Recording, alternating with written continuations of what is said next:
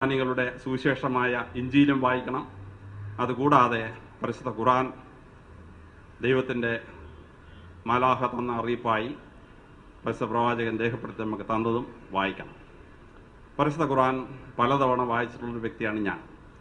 ആ പരിശുദ്ധ ഖുർആൻ വായിക്കുമ്പോൾ, ഉദാഹരണത്തിന് വേദപുസ്തകം വായിക്കുന്ന ഒരു ക്രിസ്ത്യാനിക്ക് ആ വേദപുസ്തകം വായിക്കാൻ വേണ്ടി സഹായകരമായ ചില കാര്യങ്ങൾ പരിശുദ്ധ ഖുർആൻ വായിച്ചെങ്കിലേ മനസ്സിലാവൂ. ഉദാഹരണത്തിന് മോശ എങ്ങനെ വിക്കനായി, മോശ എങ്ങനെ വടി പിടിക്കാൻ കഴിവില്ലാത്തവനായി. വേദപുസ്തകത്തിൽ അതിന് സ്റ്റോറിയില്ല, എക്സ്പ്ലനേഷൻ ഇല്ല.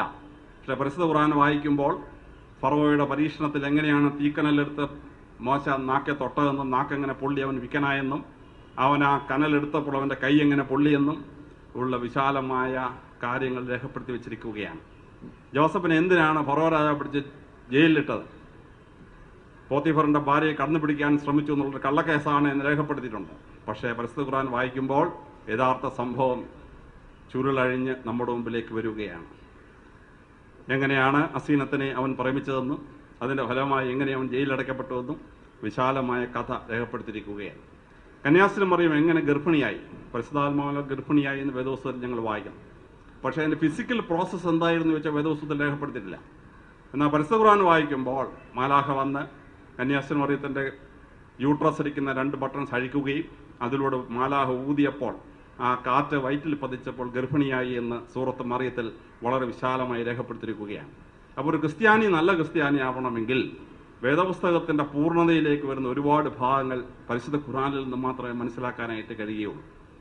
ലോകത്തിലെ സ്വത്ത് നിയമം മാറ്റി എഴുതിയ, എന്തിനു പറയുന്നു, മെഡിക്കൽ നിയമങ്ങൾ പോലും മാറ്റി എഴുതിയ അത്ഭുതകരമായ കാര്യങ്ങൾ പരിശുദ്ധ ഖുർആനിൽ നമുക്ക് മനസ്സിലാക്കാൻ പറ്റുകയാണ്. അതിലേറ്റവും പ്രത്യേകമായി എനിക്ക് മനസ്സിലാവുന്ന ഒരു കാര്യമാണ് മുലപ്പാലിൻ്റെ മഹത്വം എങ്ങനെ പരിശുദ്ധ ഖുർആൻ വിശദീകരിക്കുന്നുള്ളതാണ്.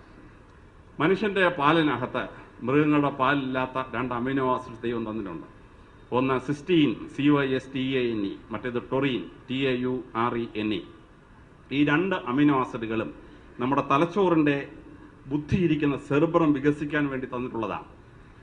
തന്നെയുമല്ല, ഡിസിഷൻ മേക്കിംഗ് ഉള്ള, മാനേജ്മെന്റ് സയൻസ് ചെയ്യുന്ന, ഉത്തരവാദിത്തമുള്ള ഭരണം നടത്തുന്ന ആളുകളുടെ ഫ്രണ്ടൽ ലോബിൽ നിന്നാണ് ഈ ഡിസിഷൻ മേക്കിംഗ് കപ്പാസിറ്റി വരുന്നത്. ഇത് വലുതാവണമെങ്കിൽ ഈ അമിനോ ആസിഡ്സ് ഉള്ള പാല് വയറ്റിൽ ചെന്നെങ്കിലേ പറ്റുള്ളൂ. അത് എത്രയും കൂടുതൽ കാലം അമ്മയുടെ മുലപ്പാൽ കുടിക്കുന്നുവോ അത്രയുമാണ് ഒരു മനുഷ്യന്റെ ബുദ്ധിശക്തി എന്ന് പറയുന്നു. പരിശുദ്ധ പ്രവാചകൻ പരിശുദ്ധ ഖുർആനിൽ അതിശ്രദ്ധേയമായി നിയമം എഴുതി വെച്ചിരിക്കുന്നു. ഭർത്താവ് ഭാര്യയെ ഉപേക്ഷിച്ചാൽ പോലും ആ ഭാര്യയ്ക്ക് കുഞ്ഞുങ്ങളെ കസ്റ്റഡിയിൽ വെച്ച് 2 വയസ്സ് വരെ മുലപ്പാൽ കൊടുക്കാൻ അവകാശമുണ്ട്. ആ 2 വയസ്സ് വരെ ആ സ്ത്രീക്കും കുഞ്ഞിനും ചെലവിന് കൊടുക്കേണ്ട ജോലി ആ ഉപേക്ഷിച്ച ഭർത്താവിൻ്റെതാണ് എന്നാണ് രേഖപ്പെടുത്തി വെച്ചിരിക്കുന്നത്.